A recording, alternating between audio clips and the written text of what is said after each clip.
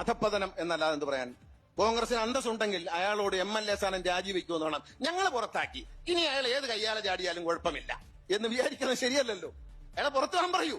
ഞങ്ങളുടെ യൂറോപ്പിൽ കിട്ടിയ ഈ MLA സ്ഥാനം രാജിവെക്കൂ എന്ന് പറയാൻ ഒരു കോൺഗ്രസ് നേതാവിന് ധൈര്യമില്ലാണ്. എന്തോ ഒരു പേടിയുണ്ട്, എന്തോ ഒരു സാധനം ഏതാ ഉണ്ട്. 2001 ബഹുമാന്യനായ ഗണേഷ് കുമാറിനെ, അങ്ങനെ വേണമല്ലോ അദ്ദേഹത്തെ വിളിക്കാൻ, ബഹുമാന്യനായ ഗണേഷ് കുമാറിനെ രാഷ്ട്രീയത്തിൽ കൊണ്ടുവന്നത് ഞാൻ ചെയ്ത ഏറ്റവും വലിയ തെറ്റാണെന്ന് എനിക്ക് ബോധ്യമായത് ഞങ്ങളുടെ സംസ്ഥാന കമ്മിറ്റിയുടെ ഉന്നതാധികാര സമിതി കഴിഞ്ഞപ്പോൾ ഞാൻ പറഞ്ഞല്ലോ, അത് പത്രത്തിന് ടിവിയിലൊക്കെ വന്നല്ലോ. ഇതിനാന്ന് പറഞ്ഞാൽ സ്വയം പ്രസവിക്കണം, സിസേറിയനാകാൻ പറ്റുകയില്ല. ഞങ്ങളുടെ മന്ത്രി പ്രസവവേദന രാഷ്ട്രീയത്തിൽ ചോരെഴുത്ത് നടത്തിയോ, അവന്റെ അച്ഛൻ ഉൾപ്പെടെ നടത്തിയ ജയിലിൽ കിടന്നോ, അല്ലെ പോസ്റ്റർ ഒട്ടിച്ചോ, പട്ടിണി കിടന്നോ, തിരുവനന്തപുരം ജില്ലയിൽ പല സ്ഥലത്തും രാത്രി 12 മണിക്കും 1 മണിക്കും പാർട്ടി ക്ലാസ് കഴിഞ്ഞ് നടന്നോ, കടത്തിനെ കിടന്നു ഉറങ്ങിയതോ, പട്ടിണി കിടന്നോ ഒന്നും അറിയാതെ കടന്നു വന്ന സിസേറിയൻ ബേബിയാണ് രാഷ്ട്രീയത്തിൽ. സിസേറിയൻ കഴിഞ്ഞാൽ വന്നേ, സുഖപ്രസവമല്ല, വേദനയുള്ള പ്രസവമല്ല. അപ്പൊ അതിൻ്റെതായ മനോഭാവം രാഷ്ട്രീയക്കാരോട് കാണിക്കും.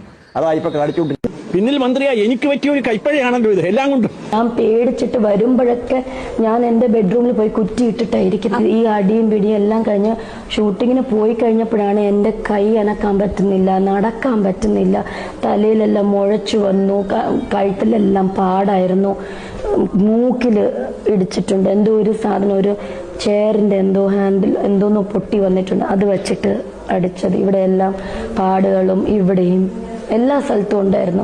ബാക്കിലൊക്കെ നീലിച്ച്, കയ്യിലിവിടെ നീലിച്ച് എല്ലാം ഉണ്ടായിട്ടുണ്ടായിരുന്നു.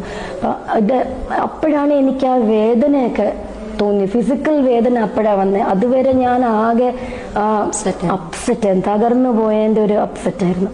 പിന്നെയാണ് ഫിസിക്കൽ വേദന വന്നത്. അപ്പോഴും ഞാൻ എൻ്റെ കൊച്ചു 10 വയസ്സുള്ള ഒരു കുഞ്ഞ് ക്യാൻസർ പേഷ്യൻ്റാണ്. ആ കുട്ടിയുടെ പേരിൽ എൻ്റെ അച്ഛൻ കരുതിയിരുന്ന പൈസ പോലും എടുക്കാൻ സാധിക്കുന്നില്ല. ഇദ്ദേഹം മുടക്കി വെച്ചിരിക്കുകയാണ്. അത് അദ്ദേഹത്തിൻ്റെ മുമ്പിൽ അവതരിച്ചപ്പോൾ ഒരു കാരണവശാലും കൊടുക്കരുതെന്ന് പറഞ്ഞു അതിൻ്റെ സകല റെക്കോർഡ്സും ബാങ്കിൽ നിന്ന് വാങ്ങിച്ച് തട്ടിപ്പറിച്ച് വെച്ചിരിക്കുക.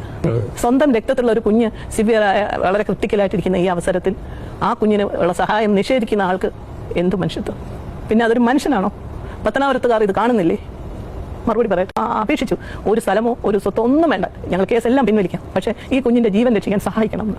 ചെയ്യില്ല എന്ന് തീർത്തു. ഒരു പൈസ പോലും തരില്ല എന്ന് പറഞ്ഞു. അദ്ദേഹത്തിന്റെ അവതാരമല്ല, എന്റെ അച്ഛന്റെ. കഴിഞ്ഞ് പിന്നീട് സരിതയ്ക്ക് യാതൊരു സാമ്പത്തിക സഹായവും കിട്ടിയിട്ടില്ലേ? ഇല്ല, എനിക്ക് കിട്ടിയിട്ടുണ്ട്. എനിക്ക് ബാലകൃഷ്ണപിള്ള സാർ എനിക്ക് എമൗണ്ട് തന്നെ ഹെൽപ്പ് ചെയ്തിട്ടുണ്ട്. ഇല്ലെന്ന് ഞാൻ പറഞ്ഞില്ല. എന്റെ വീട് പട്ടിണി കിടന്നിട്ടില്ല. ഞാൻ ജയിലിലായിരുന്നു. ഒരു മാസവും എന്റെ വീട് പട്ടിണി കിടന്നിട്ടില്ല. അത് എനിക്ക് നന്നായിട്ട് അറിയാം. അതിൽ ചില രക്തബന്ധത്തിന്റെ സാധ്യത കൂടി ഉണ്ടായിരുന്നു. മേബി, പക്ഷെ അത് തുറന്നു പറയാൻ ആഗ്രഹിക്കുന്നില്ല.